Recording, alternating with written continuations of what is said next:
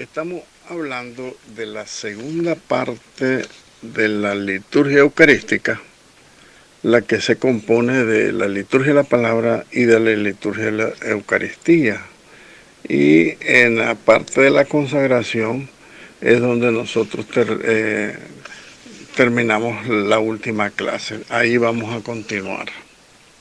Estamos leyendo el folleto del Padre Cantalamessa en la página 4. El título es Una parábola moderna.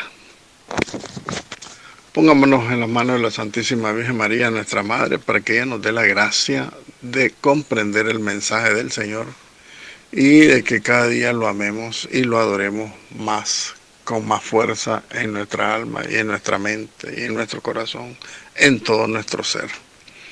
Dios te salve María, llena eres de gracia, el Señor es contigo.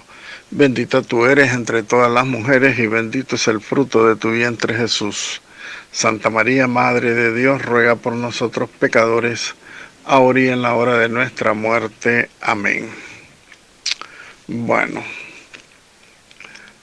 tendremos que decir, conforme lo que hemos reflexionado sobre la Eucaristía, sobre la reforma de la liturgia, donde vemos a este Cristo presente en el altar de diferentes formas, ¿verdad? El Cristo glorioso que se encarnó de la María la Virgen, que murió, resucitó y está en el cielo. Ese Cristo real y glorioso, cabeza de la iglesia. Y también ese Cristo total, que está compuesto por él, la cabeza, y nosotros, su cuerpo místico, que somos la iglesia. Entonces tenemos que decir con todo esto que hay dos cuerpos de Cristo en el altar. Está su cuerpo real, que decíamos ya, el cuerpo nacido de la Virgen María, resucitado, que ascendió al cielo, que está en el cielo a la derecha del Padre. Y también en el altar está su cuerpo místico, que es la iglesia. Fíjese bien lo que digo, está en el altar el cuerpo real de Cristo, pero también está en el altar el cuerpo místico de Cristo, que es la iglesia. En el altar está presente realmente su cuerpo real y está presente también místicamente su cuerpo místico, donde la palabra místicamente significa que estamos como iglesia presentes en el altar en virtud de su inseparable unión con la cabeza. La iglesia es inseparable de Cristo. En ese sentido, místicamente, pues estamos presentes todos en el altar, en la patena donde se está ofreciendo el sacrificio vivo y santo.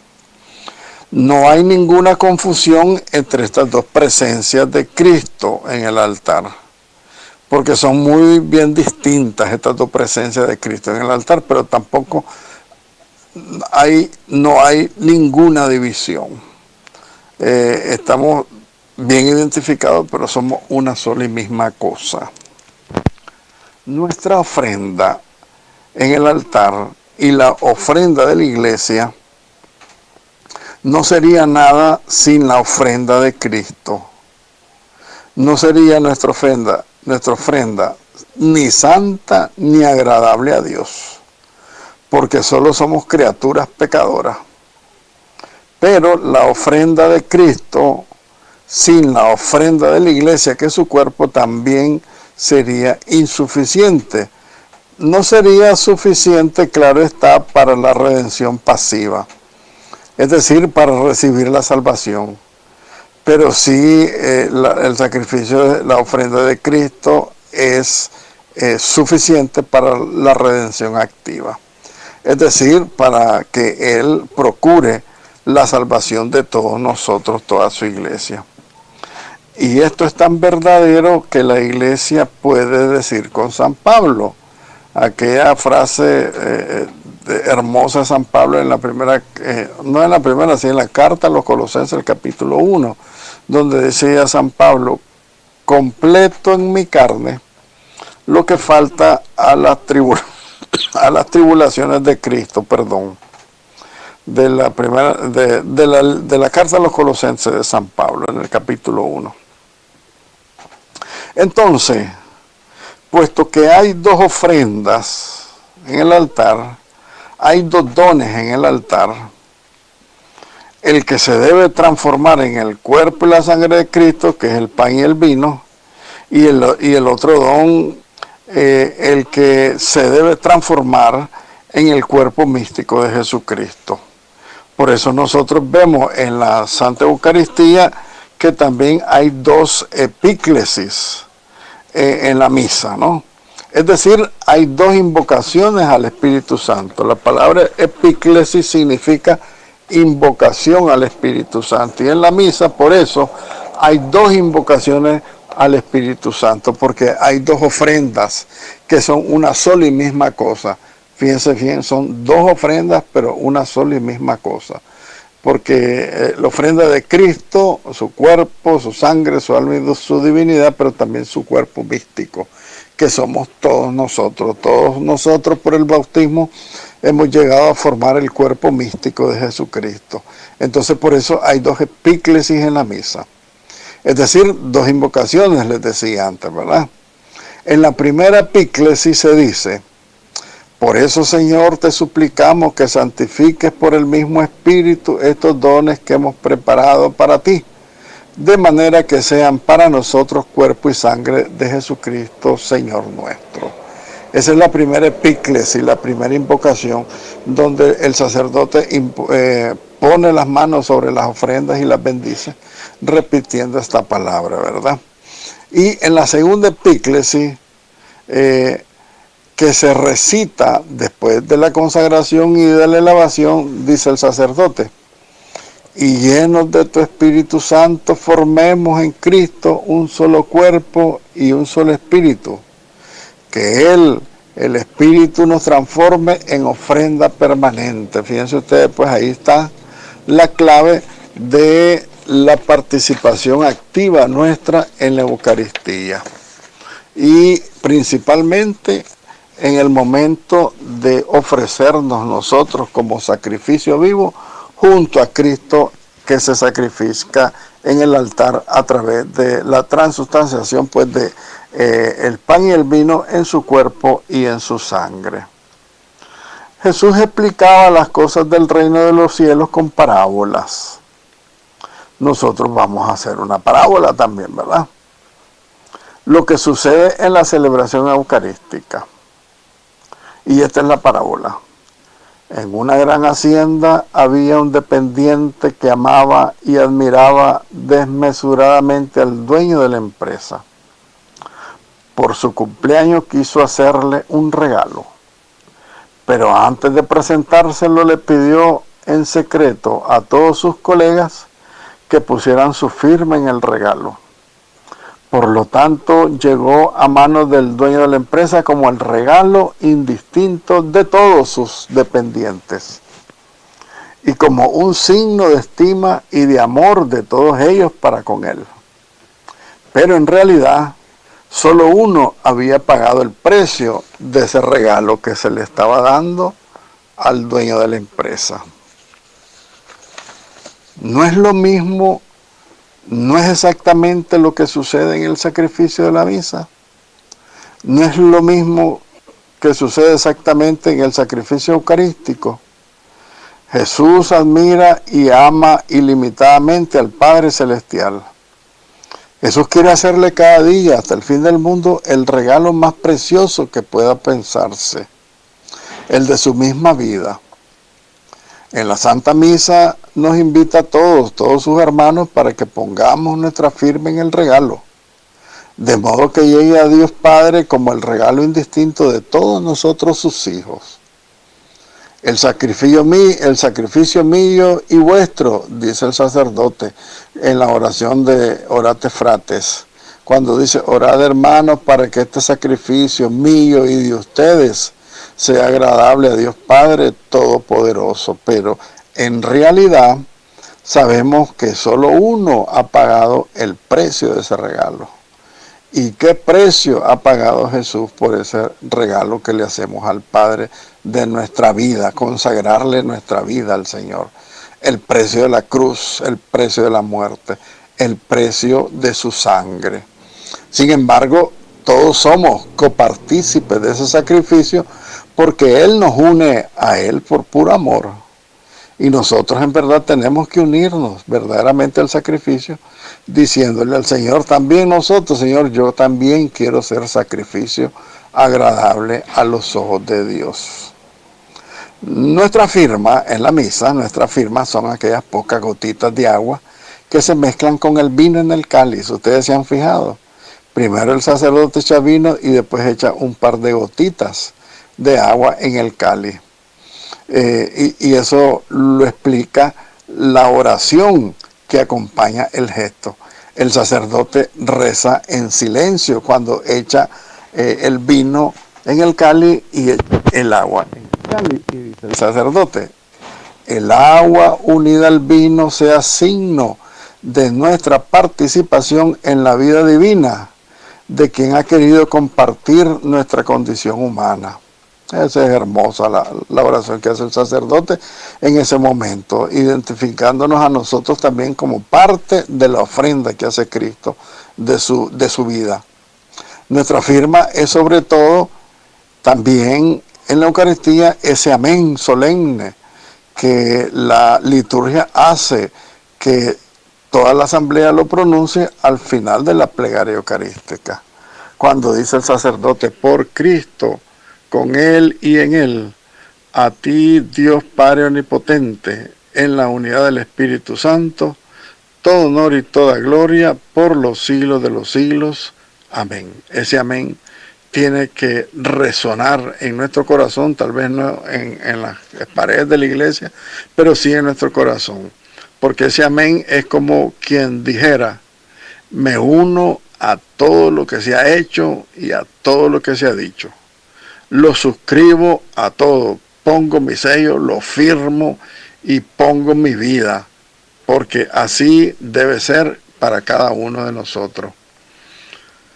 Ahora sabemos cómo la Eucaristía hace la Iglesia.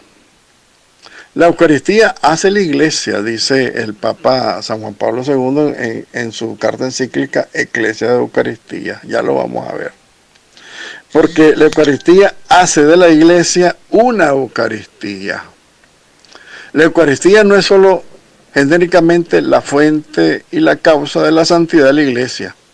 La Eucaristía también es su forma, es decir, su modelo.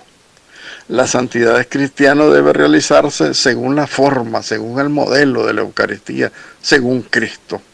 El cristiano debe ser en su vida como una santidad eucarística, es la que tenemos que vivir. El cristiano no puede limitarse a celebrar la Eucaristía, debe ser Eucaristía con Cristo, y esto es importante en nuestra participación en la misa, porque nosotros no somos espectadores en la misa, que desgraciadamente es el concepto que tenemos y que no se ha podido desterrar de la iglesia. Nosotros no somos espectadores en la Eucaristía, somos partícipes activos, porque no solamente Cristo se ofrece como sacrificio al Padre, todos nosotros nos ofrecemos como sacrificio al Padre. Por eso cuando nosotros al salir de la Eucaristía debemos de salir transformados. Al menos diría yo, deberíamos de salir transformados. Muy bien, veamos qué dice el Papa San Juan Pablo II en la encíclica Ecclesia de Eucaristía.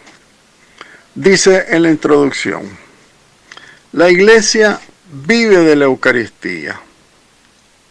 Esta verdad no expresa solamente una experiencia cotidiana de fe de la Iglesia, sino que encierra en síntesis el núcleo del misterio de la Iglesia. La Iglesia tenemos que considerarla como un misterio, porque la Iglesia fue fundada por Cristo, Cristo es Dios. Entonces no es una cosa que nosotros la podamos comprender plenamente, porque la Iglesia es un misterio, es el misterio de Dios que quiere quedarse en nosotros, quiere quedarse con nosotros para la salvación del mundo.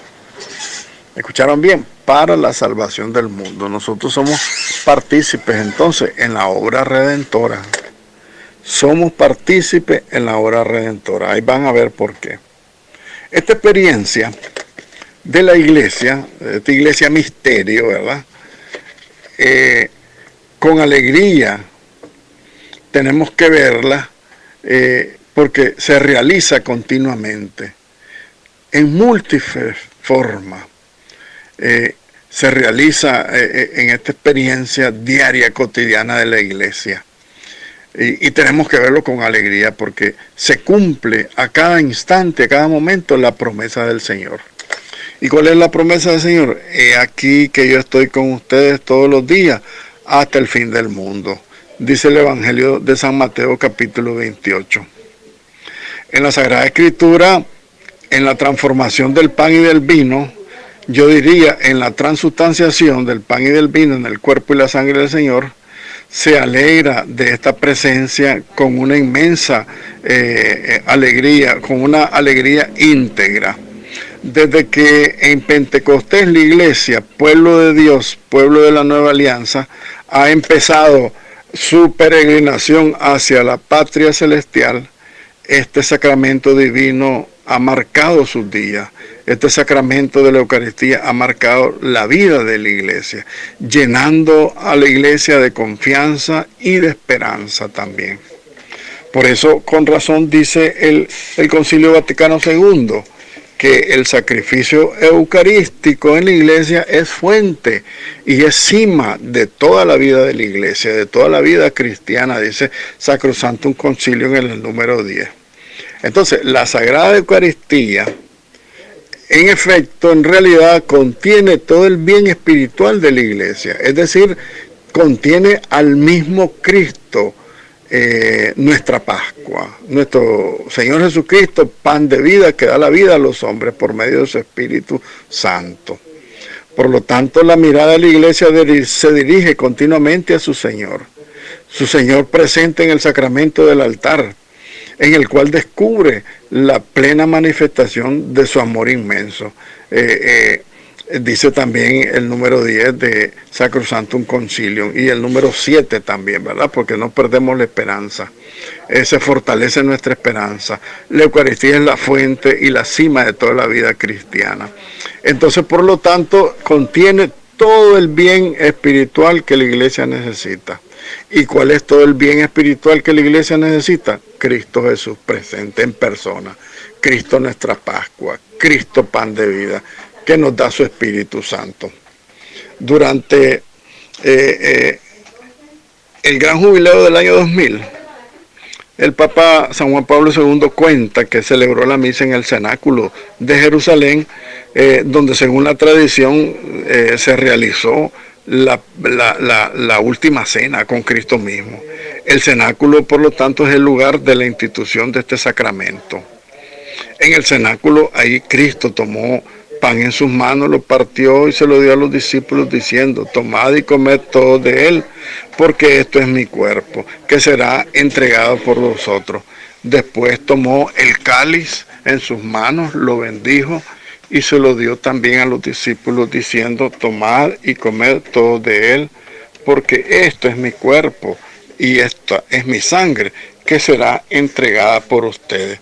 Dice el Papa San Juan Pablo II que para él fue una experiencia increíble y está profundamente agradecido al Señor porque le permitió repetir en aquel mismo lugar aquellas palabras obedeciendo su mandato: hagan esto en memoria mía.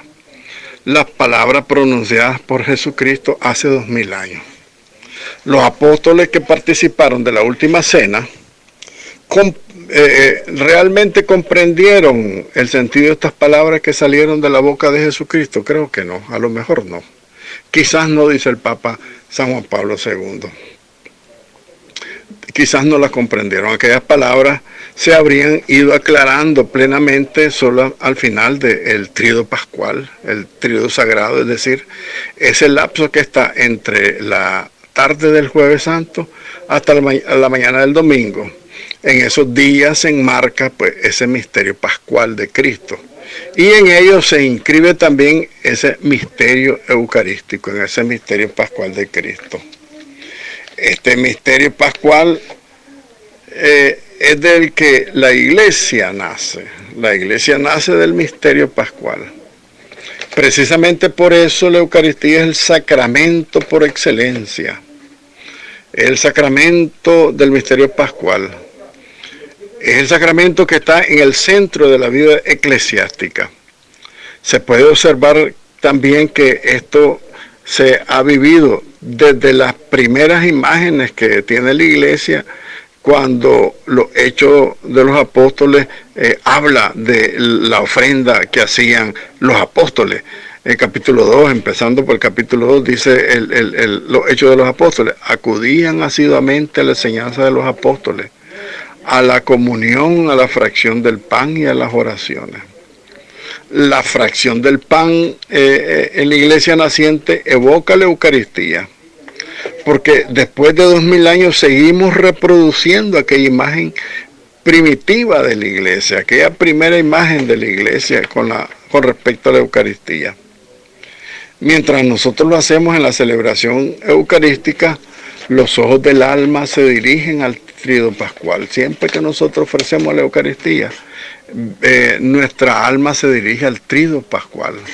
En lo que ocurrió la tarde del Jueves Santo, durante la última cena y después también de la última cena. La institución de la Eucaristía en la última cena en efecto anticipaba sacramentalmente los acontecimientos que tendrían lugar un poco más tarde, a partir de la oración y la agonía de Jesucristo en el huerto de Getsemaní. Nosotros vemos a Jesús que sale del cenáculo, baja con los discípulos, atraviesa el arroyo del Cedrón y llega al huerto de los Olivos. En aquel huerto quedan aún hoy algunos árboles de olivos muy antiguos, dice el Papa. Tal vez fueron testigos de lo que ocurrió a su sombra aquella tarde, aquella noche, cuando Jesús en oración experimentó una angustia mortal y que donde su sudor se convirtió en gotas grandes, en gotas de sudor, gotas espesas de sangre de Cristo. Esta sangre que caía a la tierra, dice el Evangelio de San Lucas, capítulo 22. La sangre que poco antes había entregado a la iglesia como bebida de salvación, el sacramento eucarístico. Entonces, en el huerto de Getsemaní comenzó a ser derramada la sangre de Jesucristo. Y la efusión, su efusión total se completará después en el Gólgota, en el Calvario, donde entregó hasta la última gota de su sangre, convirtiéndose en instrumento de nuestra redención. Por eso Cristo, dice la carta de los Hebreos, constituido sumo sacerdote de todos los bienes futuros. Este Cristo, sumo sacerdote, penetró en el santuario una vez para siempre, no con sangre de machos cabríos, ni de novillos, ni de toros, ni de corderos, sino con su propia sangre. Y así consiguió una redención eterna. Quiere decir una redención para toda la eternidad. Ya con la muerte de Jesucristo fuimos redimidos toditos los hombres, desde el primero con Adán y Eva hasta el último que nazca el día del juicio final. Todos ya fuimos redimidos por Cristo. Solo nos toca a nosotros acoger la redención. Pero regresemos a esta meditación de la tarde del Jueves Santo. En la última cena, donde Jesucristo, antes de ir al huerto de Getsemaní, Él entrega en la Eucaristía entrega, anticipa sacramentalmente en la última cena, repito, los entrega anticipadamente, sacramentalmente, los acontecimientos que vienen después e inician en la agonía de Getsemaní. ¿Por qué quiero ser persistente en esto? Porque nosotros en la Eucaristía somos cuerpo de Cristo. Veamos cómo Jesucristo, en la noche de la última cena, Él entrega su cuerpo. Valdría la pena que leyéramos nuevamente el capítulo 17 del Evangelio de San Juan, donde está la oración sacerdotal de Jesucristo. Después de la última cena ya se había ido Judas. Dice que Jesús empezó a orar al Padre y le dijo: Padre, glorifica a tu Hijo, porque tu Hijo te ha glorificado. Y habla mucha oración de Jesucristo por la unidad de los cristianos, para que todos creamos en Él, para que todos lo imitemos. Entonces Jesucristo, en el momento que anticipa sacramentalmente los acontecimientos que vienen de su pasión y su muerte, es lo mismo que nosotros hacemos en el momento de la ofrenda en la Eucaristía, cuando nosotros nos ofrecemos junto con Cristo como sacrificio vivo a Dios. En ese momento Jesucristo se está consagrando a la obra de la redención. De la última cena se está consagrando, pero a partir de que terminada la última cena, Él comienza a realizar la consagración que hizo al Padre. Entonces nosotros con la Eucaristía, todos los días, si vamos a la misa diaria, nosotros nos consagramos como sacrificio agradable a Dios.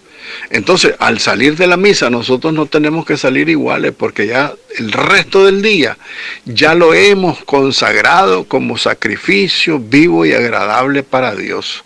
Entonces, nosotros no podemos ser indiferentes a esto que hacemos y decimos en la Eucaristía. Recuerden que los signos y los símbolos que hacemos en la Eucaristía son realmente verdaderos, y cada uno a su manera realiza lo que dice. Entonces nosotros tenemos que estar claros: si yo me consagro en este día en la Eucaristía al Señor, entonces el resto del día yo tengo que actuar como Cristo actuaba, ser compasivo y misericordioso, ser bondadoso, amar al prójimo, servir al prójimo. Todo eso es lo que nos manda, porque una vez que Él se consagró, entregó su vida, Él fue a morir. Entonces nosotros, en el momento que consagramos nuestro día, tenemos que ir a servir el resto del día, ¿verdad? No solamente, ay, qué bonito, ya tuve misa, ya cumplí, y sigo en mi vida mundana y egoísta y pagana. No digo pecadora, porque de repente nosotros no cometemos pecados mortales. Ciertamente cometemos pecados, pero no son mortales. Pues los cristianos no somos degenerados ni pervertidos, ni andamos deseando el mal a nadie, deseando la muerte a nadie. Nosotros solamente somos débiles y pecadores. Nosotros no somos maleantes, pero sin embargo el Señor quiere que seamos buenos, que nos transformemos en Él. Porque recuerdan lo que le dijo Jesucristo al joven rico. El joven rico le pregunta: Señor, ¿qué tengo que hacer de bueno para ganarme la vida eterna? Entonces le dice Jesucristo: cumplir los mandamientos, pues. No matar, no robar, no. Bueno, le dice el joven rico, todo eso lo he cumplido, ¿qué más falta? Entonces le dice Jesucristo: bueno, te falta una cosa, vende todo lo que tienes y repártelo a los pobres, y después vente conmigo. Traducido al español nicaragüense, le dice Jesucristo: mira, no ha sido malo, pero no ha sido bueno. Entonces, lo que tenemos que hacer es empezar a ser buenos, porque malos ya hemos dejado de ser malos, pero no hemos comenzado a ser buenos.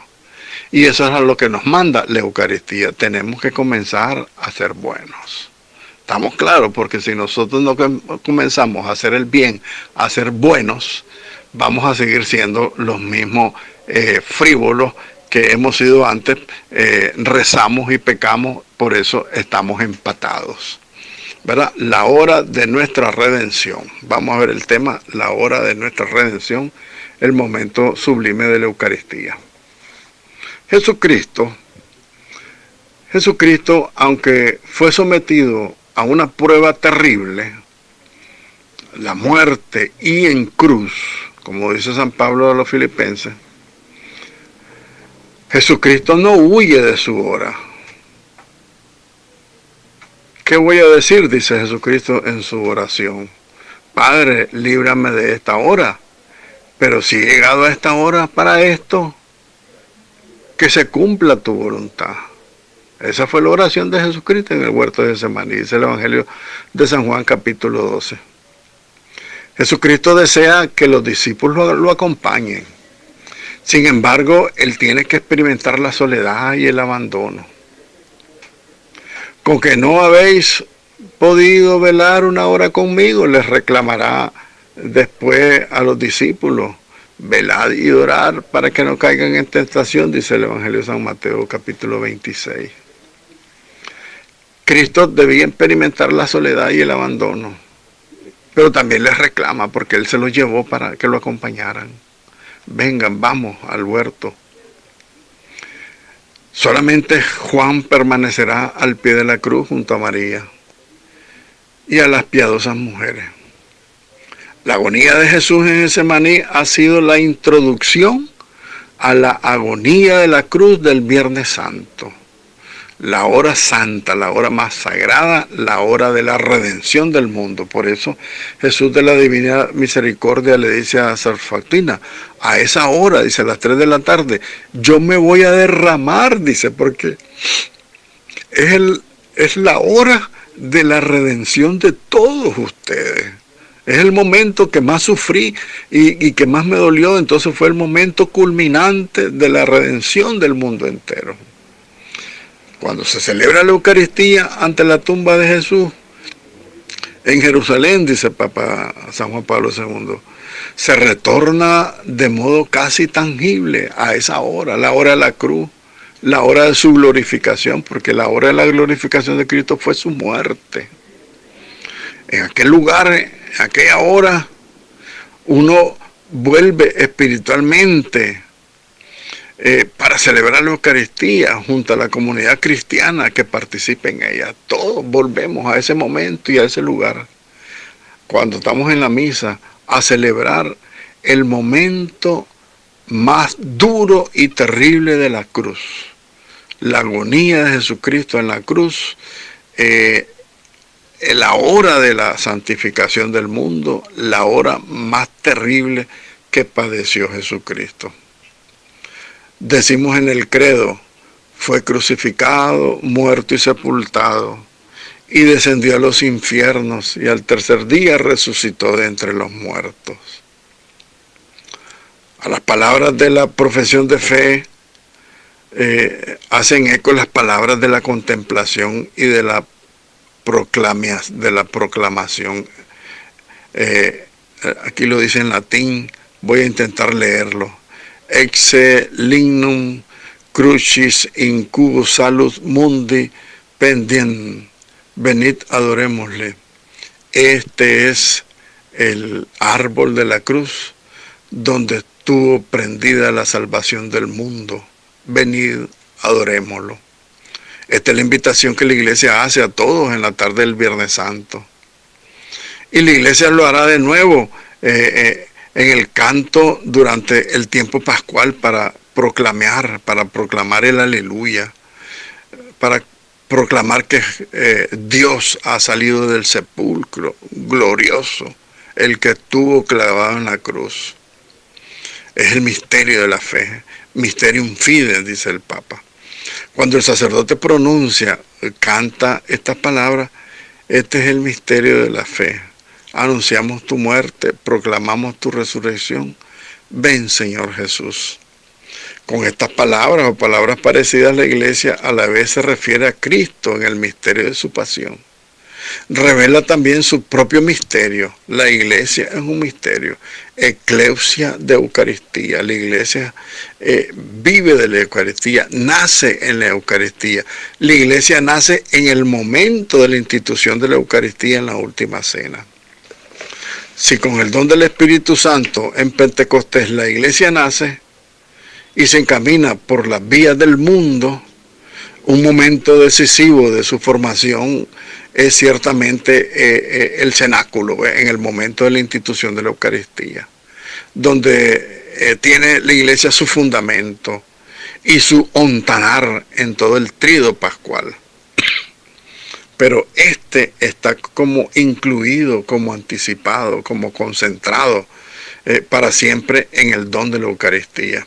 Este momento pues del cenáculo, de la Eucaristía, el momento de la institución, eso está concentrado pues en el don eucarístico.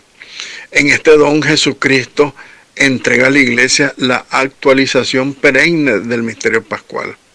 Porque el misterio pascual, la pasión, muerte y resurrección de Cristo sucedió una única vez hace 2000 años. Pero Él lo deja instituido como sacramento perdurable para la vida eterna, porque incluso después de muertos estaremos celebrando la Eucaristía con Él, porque Él nos invita al banquete celestial. El banquete celestial es Cristo mismo que se nos da a nosotros como don, ya plenamente, porque Él se nos ha dado en la Eucaristía como semilla, como principio de redención y de gloria. Sin embargo, Él lo quiere dejar de una manera perenne para el fin del mundo, en ese misterio pascual, pues, con la Eucaristía. Con Él instituyó una misteriosa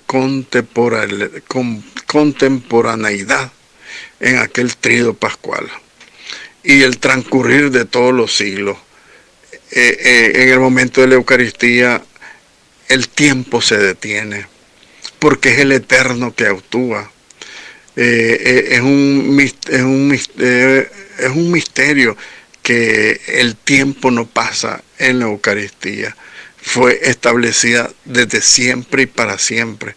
Fue eternizada por Cristo y ha de transcurrir durante todos los siglos este tríodo pascual, porque lo haremos siempre. Siempre lo haremos presente.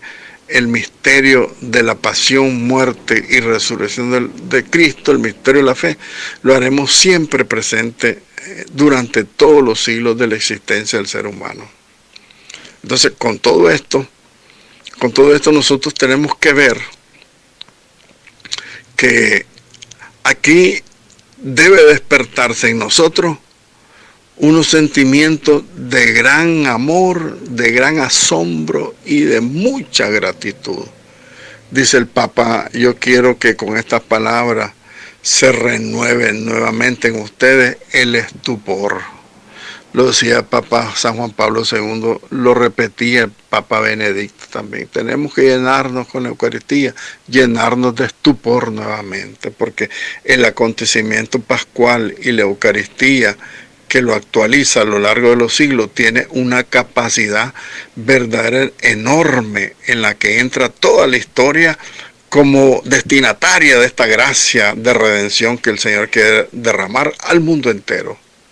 Entonces, este asombro ha de inundar siempre a la iglesia. La iglesia siempre tiene que estar asombrada y admirada del poder y la gloria que tiene su Señor.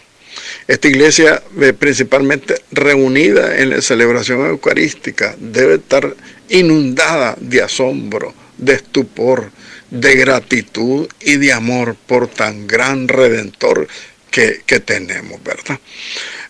Pero de modo especial debe acompañar al ministerio de la Eucaristía este estupor. Es Él,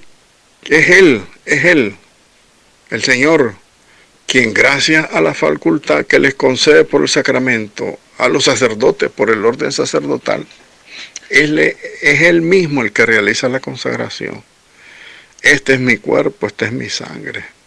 Y con la potestad de los sacerdotes que le viene del mismo Cristo, del cenáculo, dice el sacerdote con Cristo y con toda la iglesia: este es mi cuerpo, que será entregado por ustedes. Este es el cáliz de mi sangre, que será derramada por ustedes. El sacerdote pronuncia estas palabras, o más bien pone su boca y pone su voz a disposición de Cristo, porque es Cristo el mismo que la dice en el cenáculo y la dice ahora para nosotros mismos. Es el mismo Cristo que quiso que fueran repetidas estas palabras de generación en generación por todos los que en la iglesia participan ministerialmente de su sacerdocio. Entonces Cristo mismo lo estableció para que todos los sacerdotes le presten su boca, le presten su voz, para que Él, a través del ministro que preside, sea el mismo que actualice para la redención del mundo, aquí y ahora, el misterio de su pasión y su muerte en la cruz. Con esta encíclica, el Papa quiere suscitar ese asombro eucarístico, ese estupor, de conformidad con la herencia del jubileo, ¿no? Del jubileo que también lo quiso dejar a la iglesia en su carta encíclica, su carta apostólica, perdón, el Papa San Juan Pablo II, no sé si la leyeron alguna vez o a lo mejor nunca lo oyeron mencionar, que se llama Nuevo Milenio Inaunte, el nuevo milenio naciente. Es una encíclica del Papa San Juan Pablo II. Y también el Papa lo refiere en su coronamiento mariano, ¿verdad? En su documento sobre el Rosario de la Santísima Virgen María. Dice el Papa: contemplar el rostro de Cristo y contemplarlo con María es el programa que he indicado a la Iglesia en el alba del tercer milenio, invitándola a la iglesia, Papa San Juan Pablo II, invitándola a remar mar adentro. ¿Se acuerdan aquella canción tan bonita? Hay que remar mar adentro. Esa fue una frase que se tomó de la carta apostólica del año 2000 del Papa San Juan Pablo II, Nuevo Milenio Inaunte y el Rosario in Virginis María, las dos encíclicas que contienen esa invitación para la iglesia a remar mar adentro en las aguas de la historia con el entusiasmo de la nueva evangelización. Contemplar a Cristo implica saber reconocerle donde quiera que Él se encuentre, donde quiera que Él se manifiesta, en sus múltiples presencia. Sabemos que Cristo está presente de muchas maneras en su iglesia, pero sobre todo en el sacramento vivo de su cuerpo y de su sangre, ¿verdad? La iglesia vive del Cristo eucarístico. La iglesia de Él se alimenta, del Cristo eucarístico. Y la iglesia también por Él se ilumina. La iglesia es iluminada por Cristo Eucaristía. Entonces, la Eucaristía es misterio de fe, misterio de luz y al mismo tiempo misterio de luz, como les decía. Y cada vez que la iglesia celebra la Eucaristía, los fieles pueden revivir de algún modo la experiencia de esos dos discípulos de Maús, dice el Papa de San Lucas 24. Dicen los discípulos de Maús: entonces se les abrieron los ojos y lo reconocieron al partir el pan. Entonces, con estas palabras quiero que ustedes refuercen el enriquecimiento de su fe en tan gran sacramento, en ese pan vivo que nos alimenta, y sentir con Papa San Juan Pablo II, con Papa Benedicto, sentir en nosotros, una vez que experimentamos el gozo de su presencia viva, sacramental en nosotros, sentir esa necesidad de exhortarlos a todos a que hagan de la Eucaristía siempre una renovada experiencia, que no la tomemos como rutina, que no la tomemos la Eucaristía como un pan cualquiera, sino que cada vez que vivamos al Señor, nos unamos al Señor, nos consagremos al Señor en el momento de la ofrenda de la Eucaristía, como hostia viva, como sacrificio vivo, como dice San Pablo a los romanos, ahí nosotros también nos sintamos interpelados. Primero a ese asombro eucarístico, pero también invitar a todos los que nosotros podamos incentivar para que siempre tengan una experiencia nueva, una experiencia renovada cada vez que recibamos al Señor en nuestra vida, en nuestro ser, en nuestras Eucaristías, que lo comamos de verdad y que lo vivamos.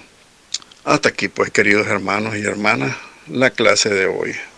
Demos gracias al Señor por el don de su palabra y que Dios quiera que el Espíritu Santo nos ilumine para comprenderlo cada día mejor. María, auxiliadora de los cristianos, ruega por nosotros en el nombre del Padre, del Hijo y del Espíritu Santo. Amén.